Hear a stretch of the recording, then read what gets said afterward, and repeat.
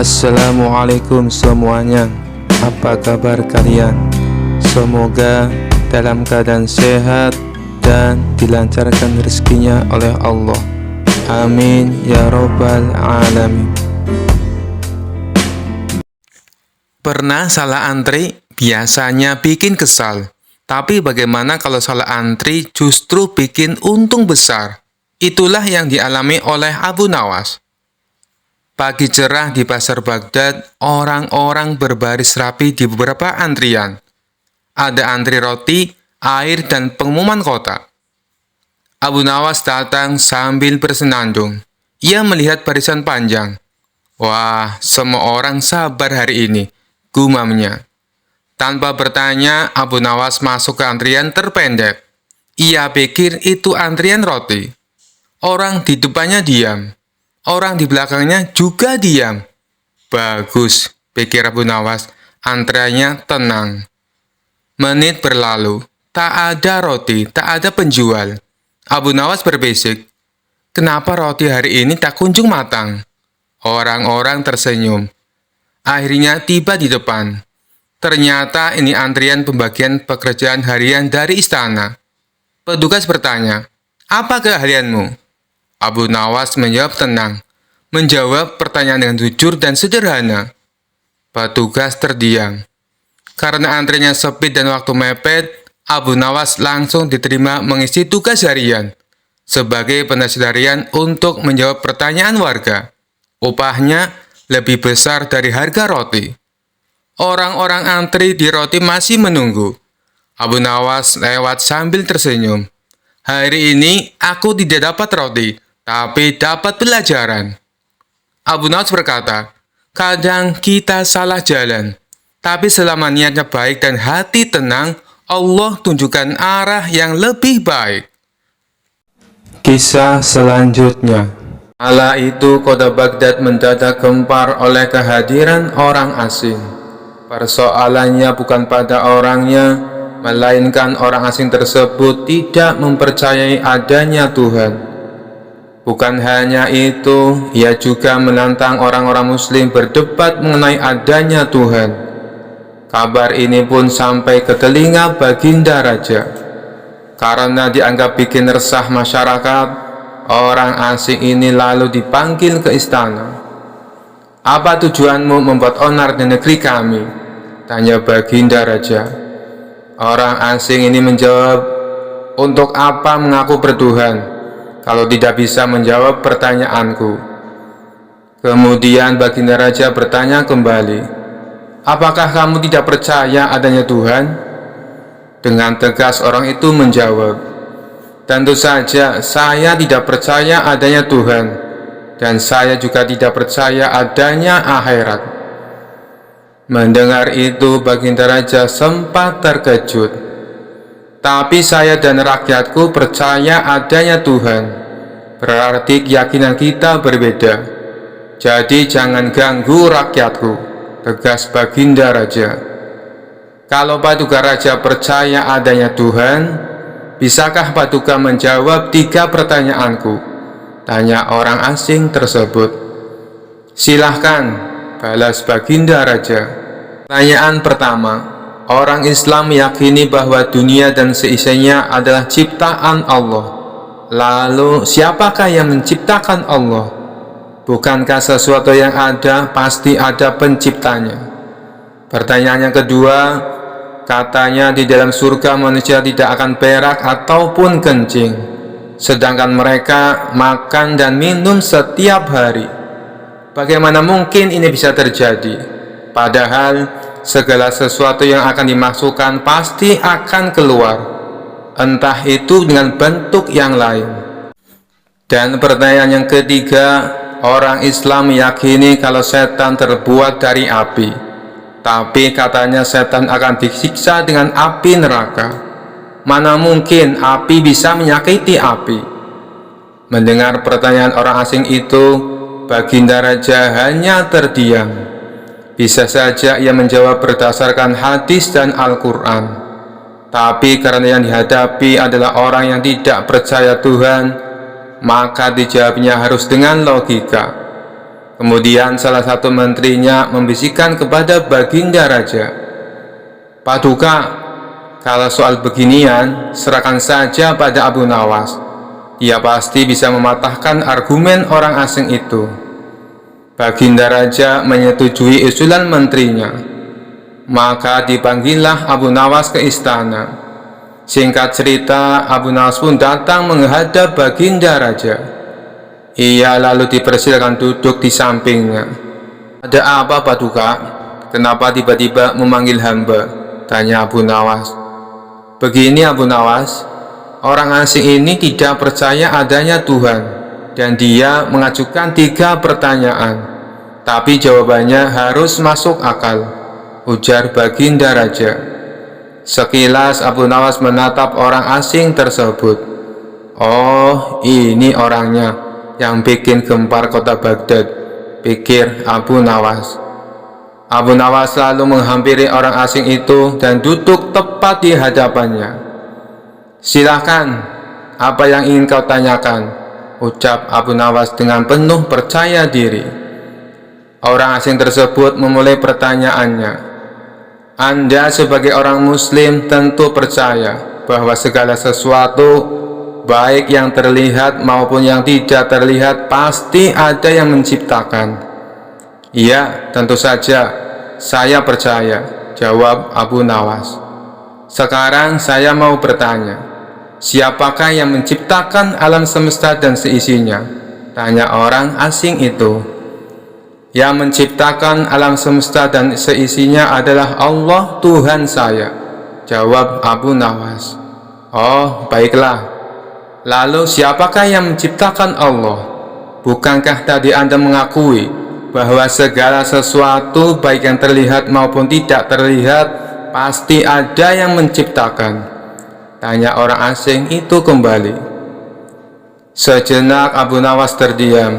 Ia pun lalu berkata, "Anda pasti tahu kalau kami selaku orang Islam mengakui hanya ada satu Tuhan. Kita istilahkan saja Tuhan dengan angka 1. Sekarang gantian aku yang bertanya. Angka 3 berasal dari angka berapa?" tanya Abu Nawas. "Angka 3 berasal dari angka 2 ditambah 1, jawab orang asing tersebut. "Tepat sekali. Kalau angka 2 berasal dari angka berapa?" tanya Abu Nawas kembali. "Angka 2 berasal dari angka 1 ditambah 1, jawab orang asing itu. "Benar sekali.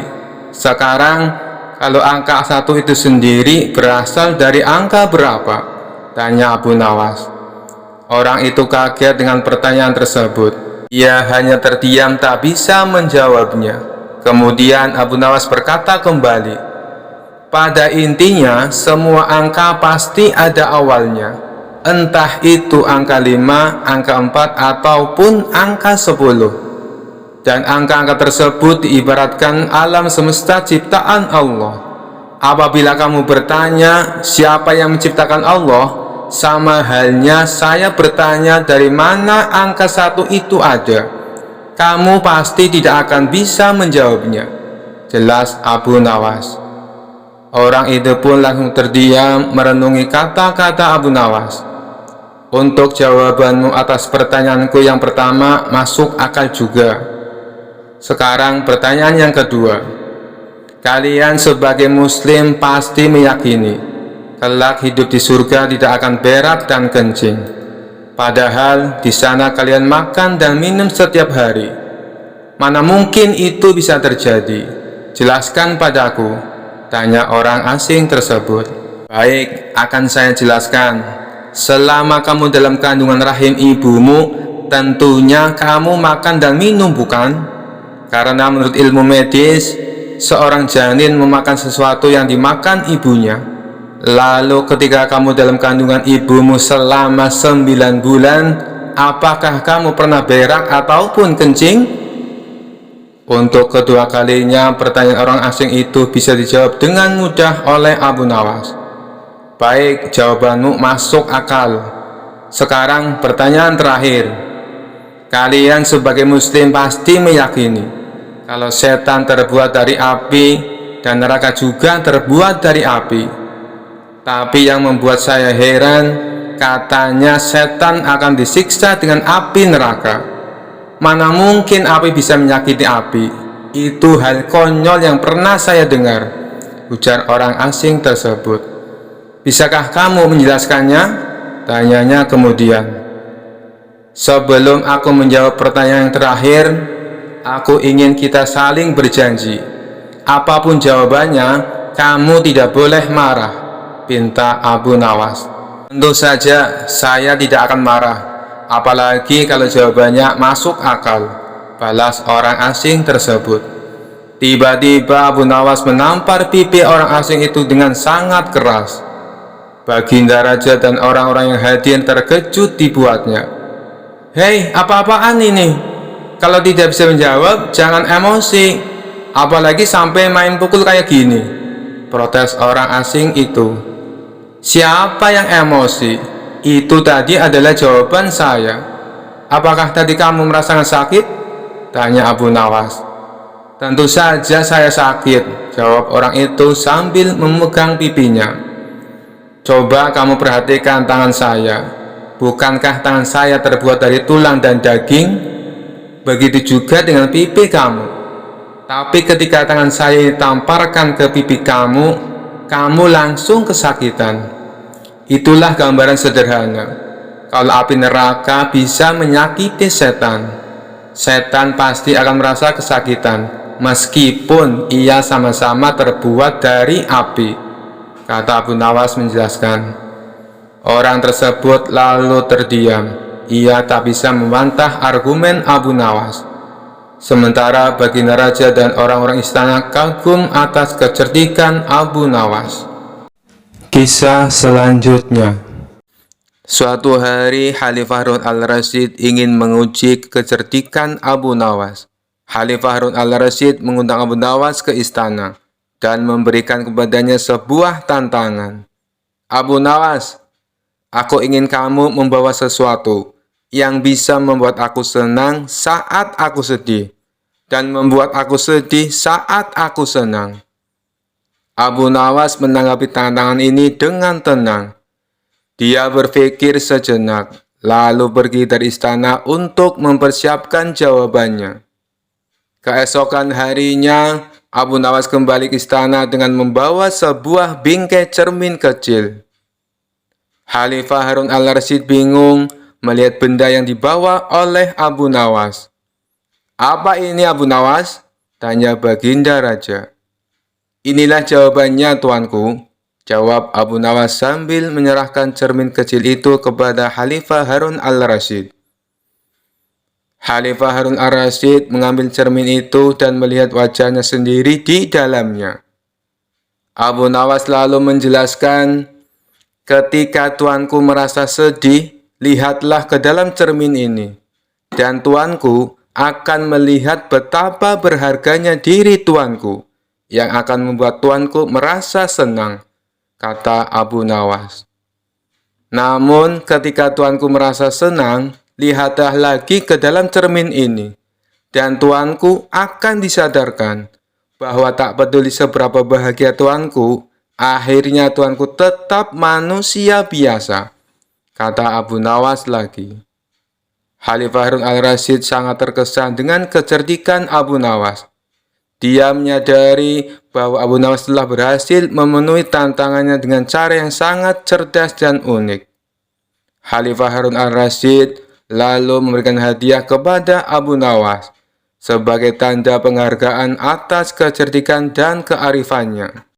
Kisah selanjutnya. Dikisahkan Baginda Raja baru saja melantik hakim baru istana. Hakim tersebut terkenal jujur dan baik hati.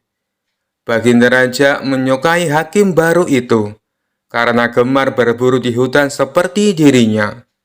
Di sela-sela waktu santai, Baginda Raja memanggil hakim baru tersebut untuk menghadapnya. Bagaimana pekerjaanmu? Apakah ada kasus yang sulit diselesaikan?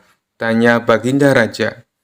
Alhamdulillah Paduka, semua pekerjaan masih bisa hamba atasi, jawab hakim tersebut.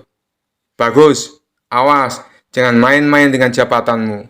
Kalau kamu sampai ketahuan menerima sogokan, aku bukan hanya akan memecatmu, tapi juga akan menghukummu, ancam Baginda Raja. Jangan khawatir, Paduka. Hamba ini bukan tipe orang yang suka disogok.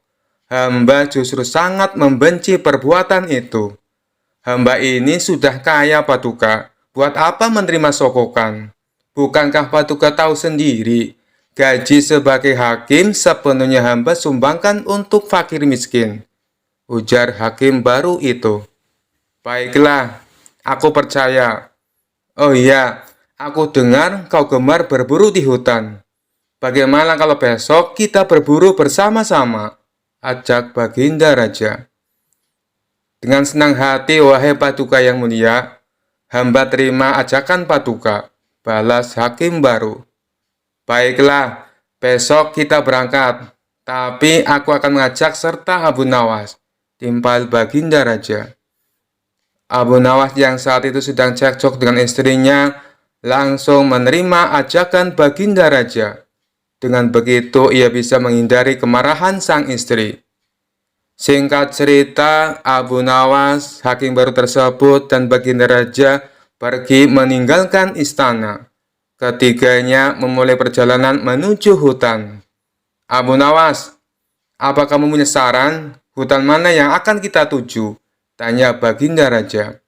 Ada, Paduka, hutan di seberang lautan. Di sana banyak hewan kijang. Tapi hutan tersebut terkenal angker, Paduka, jawab Abu Nawas. Sama setan saja, masa takut? Ayo kita ke sana, balas Baginda Raja. Ketiganya lalu menuju hutan yang terkenal angker.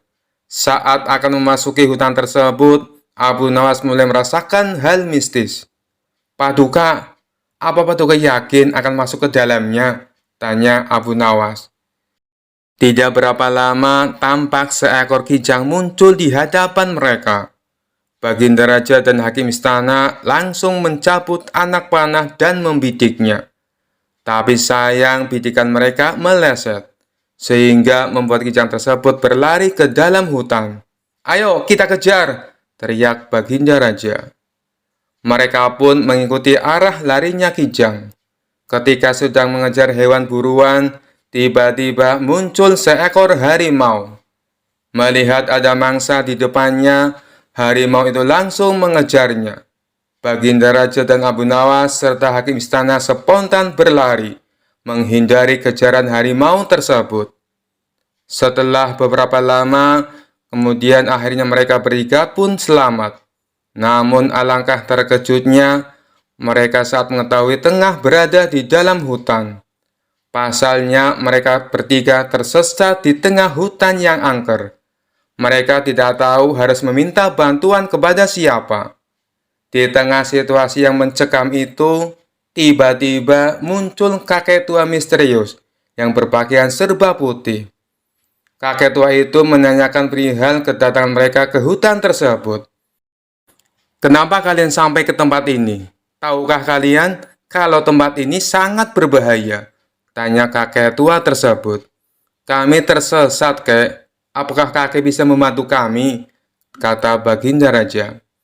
Aku bisa membantu kalian, tapi masing-masing dari kalian hanya dibatasi satu permintaan, balas kakek tua. Kemudian Baginda Raja mengungkapkan keinginannya. Begini, kek. Aku ingin pulang ke istana. Aku ini adalah raja. Aku tidak ingin kehilangan istanaku, pinta Baginda Raja. Baiklah, keinginanmu aku kabulkan, jawab kakek tua. Seketika Baginda Raja langsung menghilang, dan dalam sekejap ia sudah berada di istananya, duduk di sanggasana bersama sang permaisuri. Syukurlah, akhirnya aku bisa kembali berada di sini, ucap Baginda Raja. Sekarang giliranmu, apa permintaanmu? Tanya kakek tua kepada hakim istana. Aku adalah hakim istana yang kaya raya. Aku ingin pulang ke rumahku yang megah. Aku tak mau kehilangan harta kekayaan. Aku ingin secepatnya berkumpul dengan istri dan anak-anakku, pinta hakim baru tersebut. Baiklah, Keinginanmu aku kabulkan, jawab si kakek tua. Seketika hakim istana langsung menghilang dan berada di rumah megahnya, berkumpul dengan istri dan anak-anaknya. Kini tinggallah Abu Nawas seorang diri di dalam hutan. Sekarang giliranmu, apa permintaanmu? Tanya kakek tua kepada Abu Nawas. Aku ini orang miskin, kek. Rumahku kecil dan tidak ada harta yang berharga di rumah. Aku juga sedang cekcok dengan istri. Aku tidak tahan dengan omelannya. Hal inilah yang membuatku tidak betah di rumah. Jadi, aku meminta supaya baginda raja dan hakim istana dikembalikan ke sini untuk menemaniku, pinta Abu Nawas. Seketika permintaan Abu Nawas terkabul. Baginda raja dan hakim istana tiba-tiba kembali berada di sampingnya. Hakim istana dan baginda raja terkejut dengan kejadian ini. Kenapa kami kembali berada di sini? Tanya baginda raja dan hakim istana. Itu atas permintaan kawanmu. Katanya dia sedang tidak betah di rumah. Dia ingin kalian berdua menemaninya di sini, jawab kakek tua itu. Abu Nawas, kamu kurang ajar, teriak hakim istana dan baginda raja. Sementara si kakek tua misterius itu langsung menghilang dari hadapan mereka. Kisah selanjutnya. Dikisahkan Abu Nawas mempunyai tetangga seorang tuan tanah yang kaya raya. Hampir seluruh penduduk desa bekerja di perkebunannya. Namun tuan tanah tersebut mempunyai sifat pelit dan bahil. Tak hanya itu, selain berprofesi sebagai tuan tanah, ia juga menjadi rentenir. Hal inilah yang membuat Abu Nawas resah. Selaku ulama sufi, ia ingin membuat tetangganya itu bertobat atas perbuatannya. Setelah merenung agak lama, akhirnya Abu Nawas menemukan ide yang cemerlang. Pada esok harinya, Abu Nawas menemui kawan-kawannya yang lagi tongkrongan di warung. Tadi malam, aku mimpi dapat wangsit yang tidak bisa aku tolak, ucap Abu Nawas membuka percakapan. Salah satu kawan Abu Nawas bertanya, apa isi wangsit dalam mimpimu? Abu Nawas menjawab, aku mendapatkan wangsit apapun yang dititipkan padaku, maka akan beranak. Maksudnya bagaimana wahai Abu Nawas? Tanya mereka bingung. Kalau kalian menitipkan padaku satu ayam, maka dalam beberapa hari ayamnya akan beranak. Dan ayam kalian akan menjadi bertambah. Begitu pula bila kalian menitipkan uang atau aku meminjam uang, maka beberapa hari kemudian uang kalian akan beranak. Dan tentunya uang kalian akan bertambah. Jelas Abu Nawas. Sebagian kawannya ada yang percaya, ada juga yang tidak percaya. Jangan-jangan ini cuma akal bulus Abu Nawas untuk meminjam uang. Nanti sore aku akan meminjami 1 ekor kambing kepadamu, ucap salah satu dari mereka.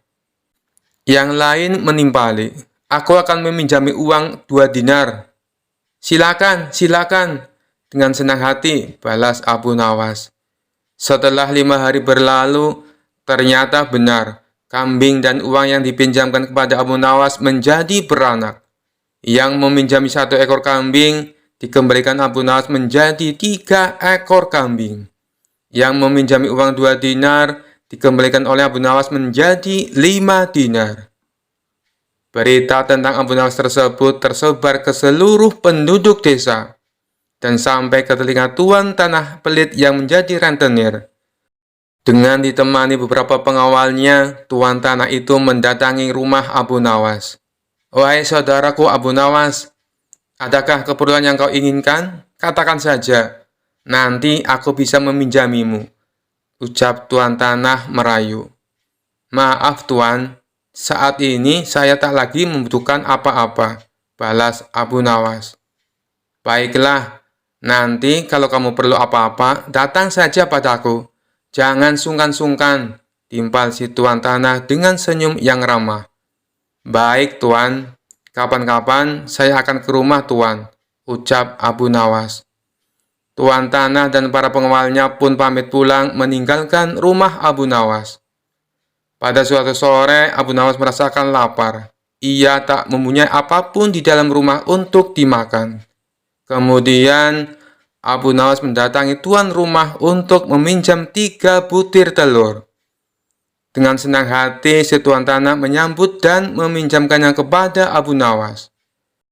5 hari kemudian, Abu Nawas mengembalikan telur yang dipinjamnya. Si tuan tanah menerimanya dengan senang hati. Di saat ia membuka bungkusan yang dibawa oleh Abu Nawas, jumlah telurnya bertambah menjadi 5. Kok telurnya ada 5? Tanya tuan tanah pura-pura tidak tahu sembari tersenyum. Tidakkah tuan mendengar kabar? Apapun yang saya pinjam pasti beranak, ujar Abu Nawas. Si tuan tanah pun tersenyum bahagia. Ia lalu menawarkan pinjaman-pinjaman lain kepada Abu Nawas. Namun Abu Nawas menolaknya dengan alasan sedang tidak butuh. Hingga pada suatu hari, Abu Nawas kembali mendatangi tuan tanah yang kaya raya itu. "Ada perlu apa, wahai saudaraku Abu Nawas?" tanya si tuan tanah. "Saya ingin meminjam uang 1.000 dinar, jawab Abu Nawas. Jumlah uang yang terbilang cukup banyak. Dengan uang segitu bisa untuk menggaji seluruh karyawan tuan tanah selama sebulan. Tuan tanah kaya raya itu segera membuka berangkas uangnya dan meminjamkan uang sejumlah 1.000 dinar kepada Abu Nawas. "Ini uangnya, wahai saudaraku. Silakan dibawa pulang," ucap tuan tanah sambil memberikan uangnya kepada Abu Nawas. Abu Nawas pun pulang dengan membawa uang 1.000 dinar. Sementara tuan tanah yang belit itu berhayal, "Tidak lama lagi uangku akan bertambah banyak," ucapnya dalam hati kegirangan. Hari berganti hari, si tuan tanah merasa tidak sabar menunggu kedatangan Abu Nawas. 5 hari berlalu, Abu Nawas masih belum juga datang. Tak terasa sudah berjalan 1 bulan, dan Abu Nawas tak kunjung datang ke rumahnya. Karena tidak sabar, si tuan tanah mendatangi Abu Nawas dengan didampingi pengawalnya. "Wahai Abu Nawas, sudah sebulan aku menantimu, tapi kamu malah tidak datang," kata si tuan tanah. "Oh iya tuan, maafkan saya. Sebenarnya saya akan ke rumah tuan, namun saya sangat sibuk. Tapi berhubung tuan sudah ada di rumah saya, sekalian saja ada yang mau saya bicarakan," kata Abu Nawas beralasan. "Tidak apa-apa, wahai saudaraku. Silakan, apa yang mau kau bicarakan?" balas si tuan tanah. "Begini tuan," Abu Nawas mencoba menjelaskan. "Uang yang tuan titipkan padaku 3 hari kemudian mati. Boro-boro bisa beranak, yang ada malah mati tak tersisa." "Apa maksudmu, wahai Abu Nawas?" tanya tuan tanah penuh emosi. "Kamu mau mempermainkan aku ya?" sambungnya. "Tidak tuanku, tapi memang begitulah kenyataannya," balas Abu Nawas. Tak terima dengan hal itu, si tuan tanah lalu melaporkan Abu Nawas ke pengadilan. Ia menuntut Abu Nawas agar dihukum pancung karena telah menipu dirinya dengan jumlah uang yang sangat besar. Saat keduanya dihadapkan kepada hakim, si tuan tanah berkata, "Wahai hakim yang mulia, Abu Nawas telah menipuku. Katanya uang yang aku titipkan kepadanya bisa beranak. Tapi kenyataannya ia menipuku dan tidak sepeser pun mengembalikan uangnya padaku. Saya minta supaya Abu Nawas dihukum pancung." Setelah mendengar kesaksian dari tuan tanah, sang hakim bertanya kepada Abu Nawas, "Benarkah seperti itu, wahai Abu Nawas?" Abu Nawas pun menjawab, "Wahai hakim yang mulia, saya sama sekali tidak menipu dia."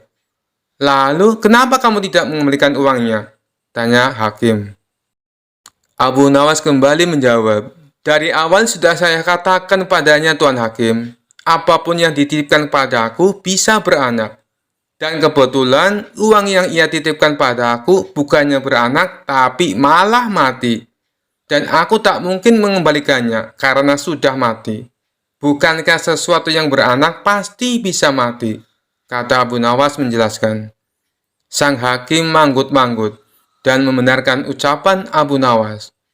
Memang segala sesuatu yang beranak cepat atau lambat pasti akan mati.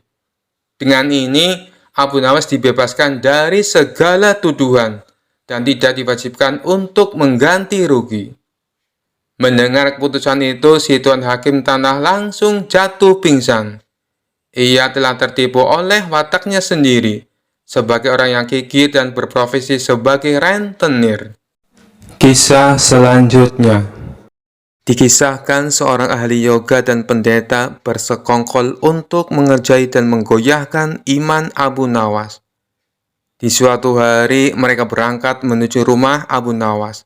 Setibanya di sana, mereka melihat Abu Nawas sedang melakukan sholat duha. Mereka kemudian menunggunya dan dipersilakan masuk oleh istri Abu Nawas. Sesudah melakukan sholat, Abu Nawas menyambut mereka. Abu Nawas dan para tamunya berbincang-bincang sejenak. Kedatangan kami ke sini sebenarnya ingin mengajak engkau melakukan pengembaraan suci.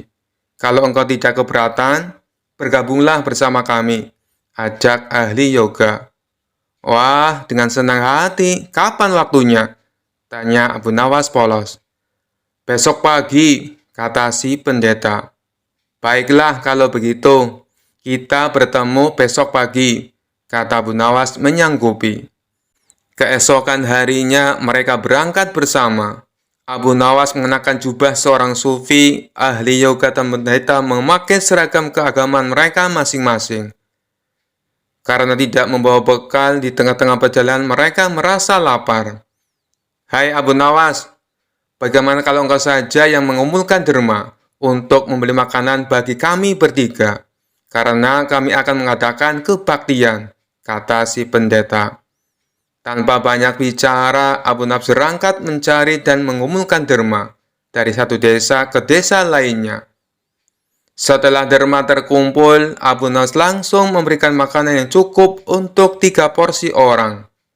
Akhirnya Abu Nawas kembali ke pendeta dan ahli yoga dengan membawa makanan. Karena tak sanggup menahan rasa lapar, Abu Nawas pun berkata, "Mari segera kita bagi makanan ini sekarang juga." "Jangan sekarang, kami sedang berpuasa," kata ahli yoga. "Tetapi aku hanya menginginkan bagianku saja. Sedangkan bagian kalian, terserah. Kalian mau dimakan kapan saja," pinta Abu Nawas.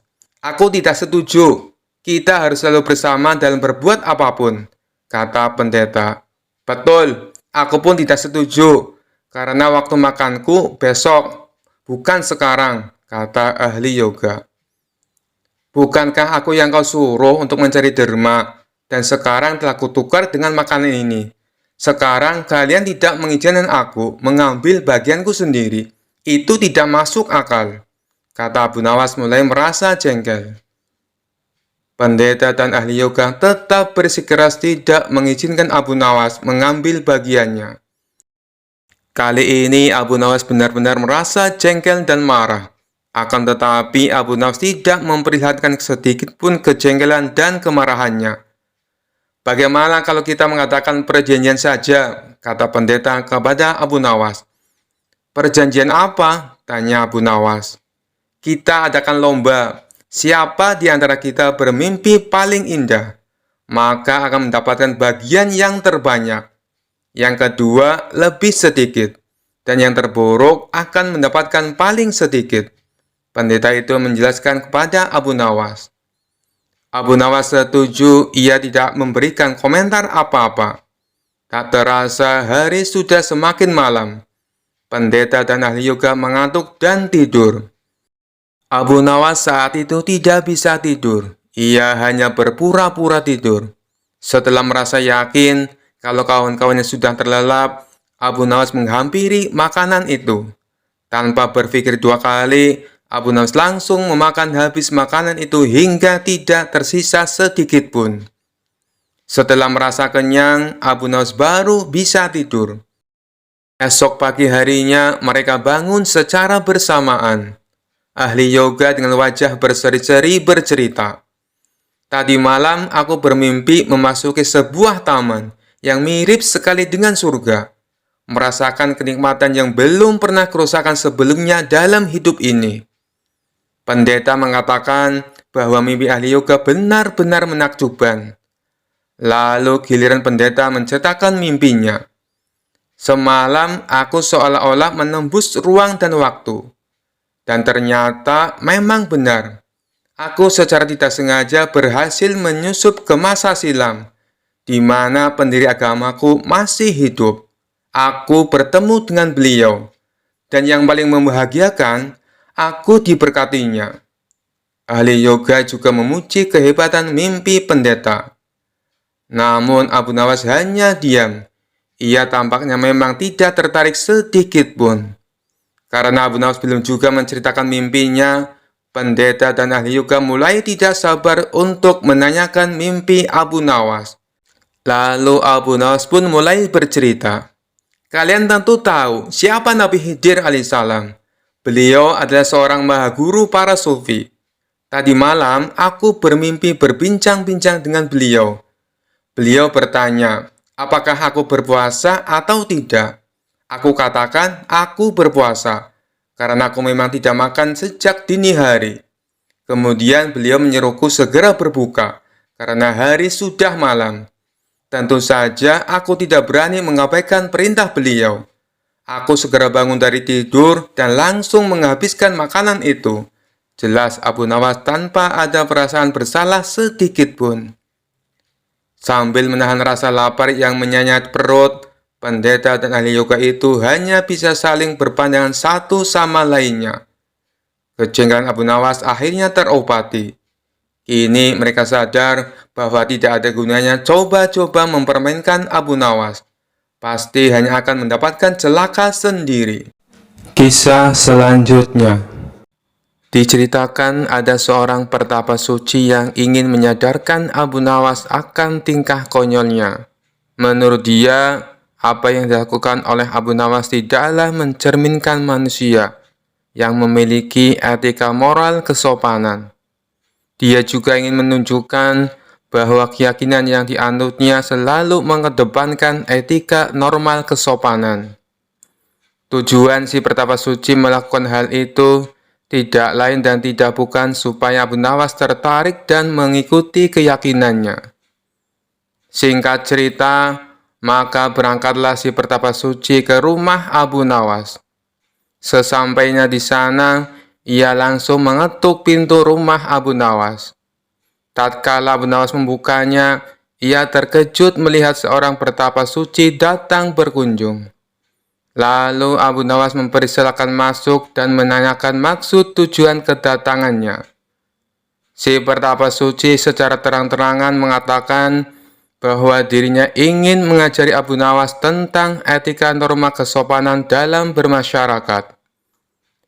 Wahai Abu Nawas, di dalam agama saya penuh dengan cinta kasih, dan memuliakan orang lain adalah suatu keharusan, kata si pertapa suci. Begini Tuan, meskipun saya seorang Muslim, saya tetap akan menghormati keyakinan Anda, dan saya tetap akan memuliakan Anda sebagai tamu saya, balas Abu Nawas. Rupanya di sepanjang obrolannya si pertapa suci tak henti-hentinya mendoktrin Abu Nawas untuk ikut ke dalam keyakinannya. Melihat gelagat seperti itu, Abu Nawas malah menggunakan kesempatan tersebut untuk mengerjai si pertapa suci, tentunya dengan cara-cara yang konyol. Bagaimana kalau kita makan dulu? Tawar Abu Nawas. Oh, baiklah, saya juga sudah lapar, balas pertapa suci. Abu Nawas lalu membawakan 2 piring kosong dan 1 nampan yang berisi 2 daging, di mana kedua daging tersebut yang satu berukuran kecil dan satunya lagi berukuran besar. Kemudian Abu Nawas memberikan piring kosong untuk pertapa suci dan untuk dirinya. Setelah itu, Abu Nawas mengambilkan daging kecil ditaruh di piringnya si pertapa suci, sedangkan untuk dirinya adalah daging yang besar. Bukan begitu cara yang benar, wahai Abu Nawas, Itu tidak sopan dan tidak beretika, tutur Pertapa Suci. Berarti caraku ini salah? Tanya Abu Nawas berpura-pura. Ya Abu Nawas, itulah tujuanku ke sini untuk mengajarimu bagaimana cara yang benar menghormati seorang tamu, jawab Pertapa Suci. Oh, begitu ya, balas Abu Nawas sambil mengembalikan kedua dagingnya ke nampan. Boleh aku bertanya, apa yang kau lakukan jika kau menjadi aku? Tanya Abu Nawas lagi. Begini caranya Abu Nawas, aku akan mengambilkan daging yang besar untukmu, kata si Pertapa Suci. Abu Nawas pun mengikuti dengan mengambil daging yang besar dan ditaruh di piringnya sendiri. Lalu aku akan mengambil daging yang kecil untuk diriku sendiri, lanjut Pertapa Suci. Abu Nawas menurutinya dengan mengambil daging yang kecil dan menaruhnya di piring Pertapa Suci.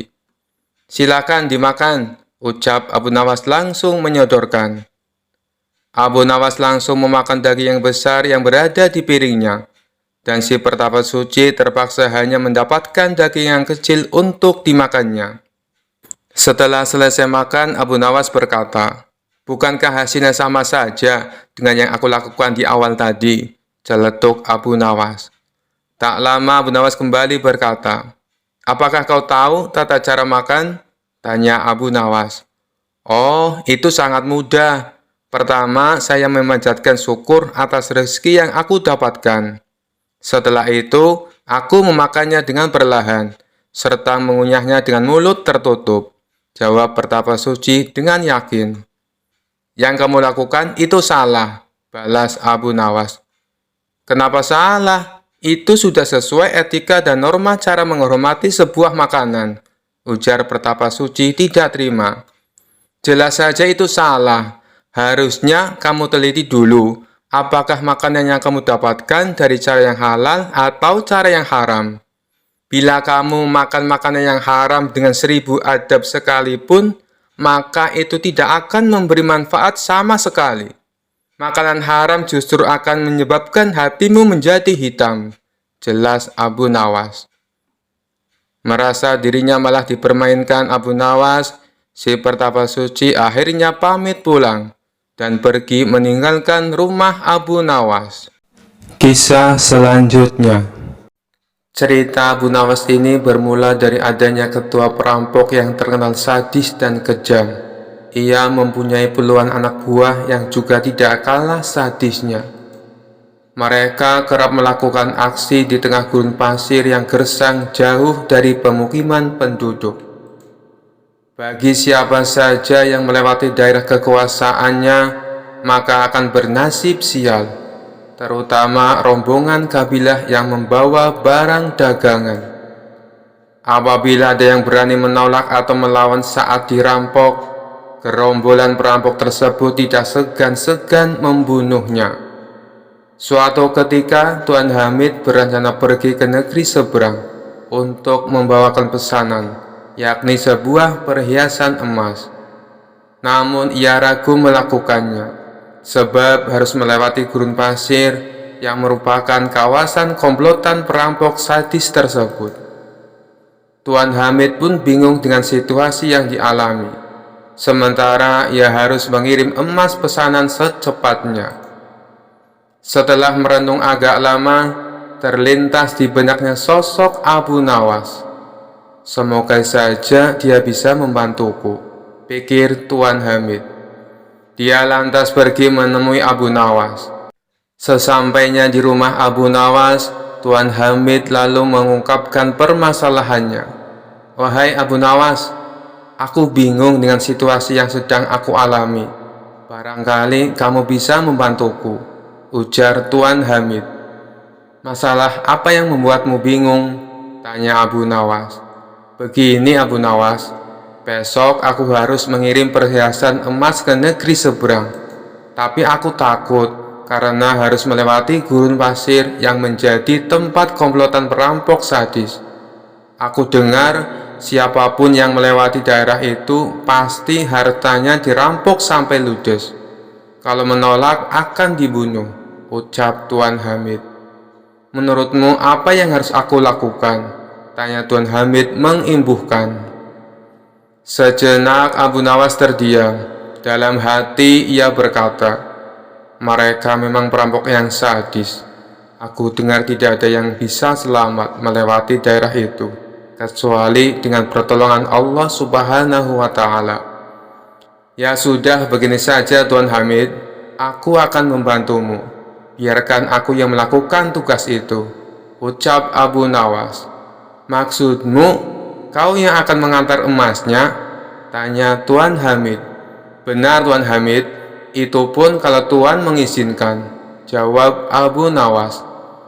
Tentu saja Abu Nawas, aku justru berterima kasih. Kalau kau berhasil menjalankan tugas ini, akan aku beri hadiah, kata Tuan Hamid kegirangan. Singkat cerita, berangkatlah Abu Nawas membawakan emas Tuan Hamid. Dia ikut rombongan kabilah besar yang sama-sama menuju negeri seberang. Saat tengah malam tiba, sampailah mereka di tengah gurun pasir yang merupakan daerah komplotan perampok sadis. Dari kejauhan, Abu Nawas melihat ada gubuk kecil yang dihuni oleh satu orang. Maka terlintaslah di benaknya sebuah ide untuk menyelamatkan emas yang dibawa. Sebelum dihadang para perampok, lebih baik aku titipkan emas ini kepada orang penghuni gubuk itu, pikir Abu Nawas. Ia pun segera memisahkan diri dari rombongan dan berjalan menuju gubuk itu. Kawan, bolehkah aku menitip garang ini sebentar? Tanya Abu Nawas. Orang penghuni gubuk itu menjawab, oh silakan, taruh saja di dalam. Setelah menitipkan emas, Abu Nawas lalu mengejar rombongannya dan kembali berjalan bersama para kabilah. Tidak lama kemudian, tiba-tiba komplotan perampok muncul menghadang dengan pedang terhunus di tangannya. Serahkan semua barang kalian, jangan ada yang tersisa. Bila kalian melawan atau menolak, kami tidak segan-segan membunuh kalian, ancam komplotan perampok sadis itu. Rombongan kabilah pun terpaksa memberikan semua hartanya karena ketakutan akan dibunuh. Sedangkan Abu Nawas yang tidak membawa apapun hanya digeledah dan luput dari aksi perampokan. Ketika semua barang dan harta berhasil didapatkan, komplotan perampok ini lalu pergi meninggalkan Abu Nawas dan rombongan. Alhamdulillah, emas yang kubawa bisa selamat, ucap Abu Nawas dalam hati. Kemudian Abu Nawas berniat kembali mendatangi gubuk tempat menitipkan emasnya. Setibanya di sana, terlihat komplotan perampok yang tadi beraksi juga berada di dalamnya. Celaka, ternyata aku salah. Orang yang aku titipi emas justru ketua perampoknya, kata Abu Nawas kecewa. Sesaat Abu Nawas ragu dengan tawaran ketua perampok tersebut. Kalaupun aku lari, pasti akan mudah ditangkap oleh mereka dan bisa-bisa dibunuh. Lebih baik aku datangi saja. Hanya kepada Allah aku meminta perlindungan, ucap Abu Nawas dalam hati. Lalu Abu Nawas memberanikan diri menghampiri mereka. Tuan mau ngambil barang titipan Tuan? Tanya ketua perampok. Benar, aku kesini berniat untuk mengambilnya, jawab Abu Nawas. Ambillah dan segera tinggalkan tempat ini, ucap ketua perampok. Abu Nawas sempat terkejut dan heran dengan ucapannya. Tidak ingin menyia-nyiakan waktu, Abu Nawas segera mengambil emas titipannya dan pergi meninggalkan tempat itu. Saat Abu Nawas berjalan menjauh, sayup-sayup mendengar percakapan para komplotan perampok tersebut. Kenapa Tuan membiarkan orang asing itu mengambil hartanya? Tanya salah satu anak buah. Sang ketua perampok menjawab, orang asing itu telah mempercayaiku, seperti aku mempercayai Allah akan menerima tobatku. Aku hargai kepercayaan orang asing itu agar Allah menghargai kepercayaanku pula. Mendengar hal itu, barulah Abu Nawas tahu bahwa sebenarnya si ketua perampok adalah orang yang ingin bertobat. Kisah selanjutnya. Mungkin yang kita tahu selama ini, Abu Nawas dikenal sebagai tokoh sufi yang nyeleneh dari kota Baghdad. Namun ternyata dia juga adalah seorang ulama sufi yang sangat menguasai ilmu agama. Di sela-sela kesibukannya bolak-balik ke istana, Abu Nawas selalu menyempatkan waktu untuk mengajar murid-muridnya. Ia juga sering kedatangan tamu yang bertujuan hanya untuk bertanya tentang masalah agama. Suatu ketika, saat Abu Nawas sedang mengajar, datanglah seorang tamu pertama menghadap Abu Nawas. "Wahai Tuan Abu Nawas, manakah yang lebih utama? Orang yang mengerjakan dosa-dosa besar atau orang yang mengerjakan dosa-dosa kecil?" Abu Nawas menjawab, "Yang lebih utama adalah orang yang mengerjakan dosa-dosa kecil." "Mengapa demikian, wahai Tuan Abu Nawas?" tanya tamu itu kembali. "Sebab lebih mudah diampuni oleh Tuhan," balas Abu Nawas. Tamu pertama itu pun merasa puas dengan jawaban Abu Nawas, karena sejatinya ia yakin memang seperti itu. Selanjutnya datang tamu kedua menemui Abu Nawas. Ia juga menanyakan persoalan yang sama. "Wahai Tuan Abu Nawas, manakah yang lebih utama? Orang yang mengerjakan dosa-dosa besar atau orang yang mengerjakan dosa-dosa kecil?" Abu Nawas menjawab, "Orang yang tidak mengerjakan keduanya." "Mengapa demikian, wahai Tuan Abu Nawas?" tanya tamu itu kembali.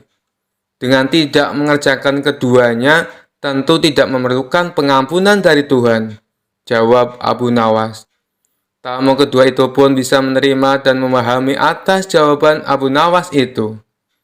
Tidak lama berselang, datang tamu ketiga menemui Abu Nawas. Tamu tersebut juga menanyakan hal yang sama. "Wahai Tuan Abu Nawas, manakah yang lebih utama? Orang yang mengerjakan dosa-dosa besar atau orang yang mengerjakan dosa-dosa kecil?" Abu Nawas menjawab, "Orang yang mengerjakan dosa-dosa besar." "Mengapa demikian, wahai Tuan Abu Nawas?" tanya tamu itu kembali. "Sebab pengampunan Allah kepada hambanya sebanding dengan besarnya dosa hamba itu," jawab Abu Nawas. Mendengar jawaban Abu Nawas membuat tamu ketiga ini puas. Ia pun lalu pamit pulang. Ternyata selama Abu Nawas menerima ketiga tamu tersebut, ada salah satu muridnya yang selalu memperhatikan percakapan antara Abu Nawas dan tamu-tamunya itu. Sang murid merasa bingung dengan jawaban gurunya. Kenapa satu pertanyaan yang sama, tapi jawabannya berbeda-beda? Karena merasa penasaran, ia pun memberanikan diri menanyakan hal itu kepada Abu Nawas selaku gurunya. "Wahai Tuan Guru, saya perhatikan dari awal, kenapa Tuan Guru memberikan jawaban yang berbeda, padahal ketiga tamu tadi menanyakan persoalan yang sama?" Abu Nawas hanya tersenyum mendengar pertanyaan muridnya itu. Ia pun lalu menjelaskan, "Wahai anakku, manusia itu dibagi menjadi 3 tingkatan. Tingkatan yang pertama adalah tingkatan mata. Tingkatan yang kedua adalah tingkatan otak. Dan tingkatan yang terakhir atau tingkatan yang ketiga adalah tingkatan hati. Adapun tamu yang pertama datang tadi, tingkatannya adalah tingkatan mata." "Wahai Tuan Guru, tingkatan mata itu apa?" tanya si murid penasaran.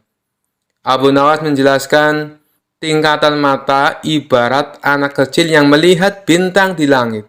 Ia mengatakan bintang itu kecil, karena ia melihatnya hanya menggunakan mata. Sedangkan tamu kedua yang datang tadi, tingkatannya adalah tingkatan otak. "Tingkatan otak? Apa itu tingkatan otak, wahai Tuan Guru?" tanya si murid kembali. "Tingkatan otak ibarat orang pandai yang melihat bintang. Ia pasti akan mengatakan bintang itu besar, karena ia memang memiliki pengetahuan," jawab Abu Nawas. Dan tamu yang terakhir datang tadi atau tamu yang ketiga, dia tingkatannya adalah tingkatan hati, lanjut Abu Nawas.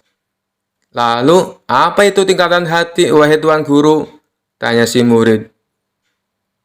Tingkatan hati ibarat orang pandai dan mengerti yang melihat bintang di langit.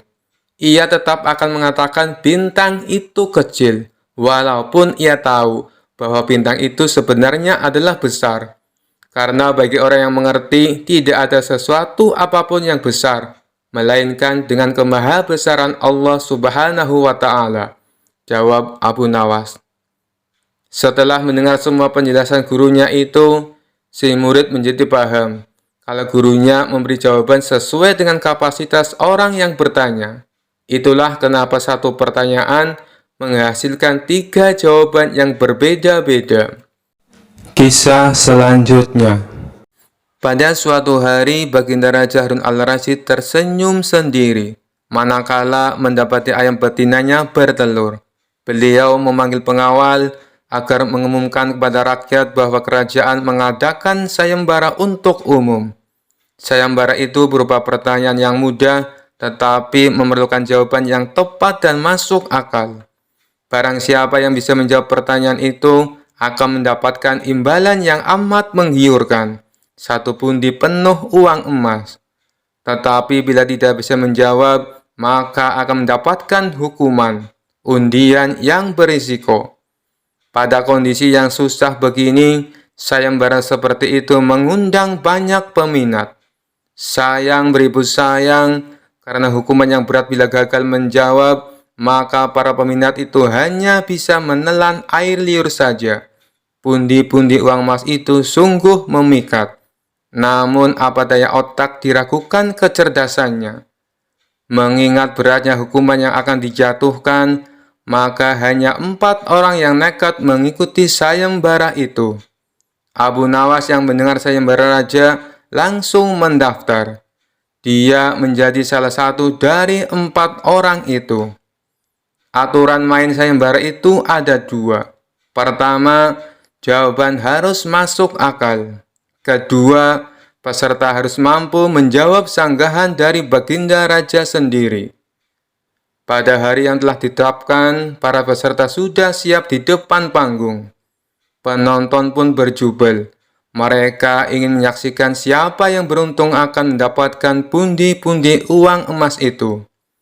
Baginda Raja duduk di atas panggung. Beliau memanggil peserta pertama. Peserta pertama maju dengan tubuh gemetar. Baginda Raja bertanya, manakah yang lebih dahulu, telur atau ayam? Telur, jawab peserta pertama. Apa alasannya? Tanya Baginda Raja. Bila ayam lebih dahulu, itu tidak mungkin, karena ayam berasal dari telur, kata peserta pertama menjelaskan. Kalau begitu, siapa yang mengeramit telur itu? Sanggah Baginda Raja. Peserta pertama pucat pasi, wajahnya mendadak berubah putih seperti kertas. Ia tidak bisa menjawab.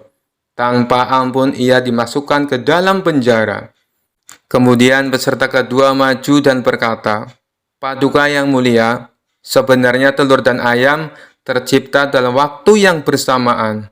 Bagaimana bisa bersamaan? Tanya Baginda Raja. Bila ayam lebih dahulu, itu tidak mungkin, karena ayam berasal dari telur. Bila telur lebih dahulu, itu juga tidak mungkin, karena telur tidak bisa menetas tanpa dierami, kata peserta kedua dengan mantap. Bukankah ayam betina bisa bertelur tanpa ayam jantan? Sanggah Baginda Raja memojokkan. Peserta kedua bingung, ia pun dijebloskan ke dalam penjara. Lalu giliran peserta ketiga, ia berkata, Tuanku yang mulia, sebenarnya ayam tercipta lebih dahulu daripada telur. Sebutkan alasanmu, kata Baginda Raja. Menurut hamba, yang pertama tercipta adalah ayam betina, kata peserta ketiga meyakinkan. Lalu, bagaimana ayam betina bisa beranak pinak seperti sekarang, sedangkan ayam jantan tidak ada? Tanya Baginda Raja memancing. Ayam betina bisa bertelur tanpa ayam jantan.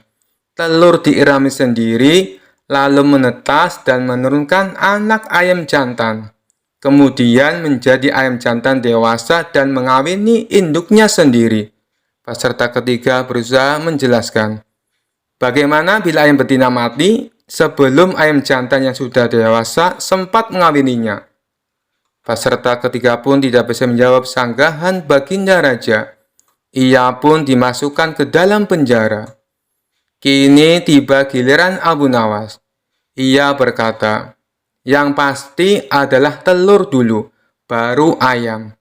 "Coba terangkan secara logis," kata Baginda Raja ingin tahu.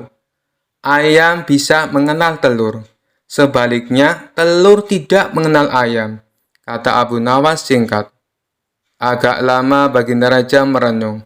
Kali ini Baginda Raja tidak menyanggah alasan Abu Nawas. Penonton pun bersorak, Abu Nawas berhak atas hadiah pundi-pundi uang emas itu. Sekian dulu perjumpaan kita kali ini. Sampai bertemu lagi di kisah-kisah selanjutnya. Terima kasih yang sudah subscribe dan setia menonton channel ini. Wassalamualaikum warahmatullahi wabarakatuh.